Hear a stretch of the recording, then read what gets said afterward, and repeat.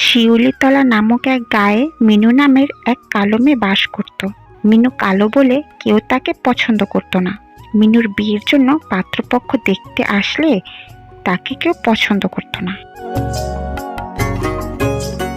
মা মিনু, আজ কোথাও যাস নে, তোকে পাত্রপক্ষ দেখতে আসবে। খুব চেষ্টা করে একটা সম্বন্ধ পেয়েছি, আজ একটু ভালো করে মুখে পাউডার মেখে যাস। ঠিক আছে মা। কই মেয়েকে আনুন, দেখি চাঁদ মুখখানা। এ কি, মেয়ে তো কালো, এত পাউডার মেখেও কালো চামড়া থাকতে পারেনি। মিনু, তোকে ছেলে দেখতে এসেছে। এ কি, কে মা তুমি? কি সুন্দর দেখতে, আমার তো এই মেয়েকে পছন্দ হয়েছে। কিন্তু আমার মিনু। না না, এত কালো মেয়েকে আমার ছেলের জন্য নেব না। আমার একটা মাত্র ছেলে, ওর জন্য সুন্দরী বউ নেব।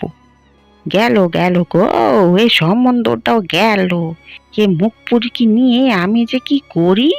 মুখে হলুদ মেখেও তো ফর্সা হতে পারি শতভাগী।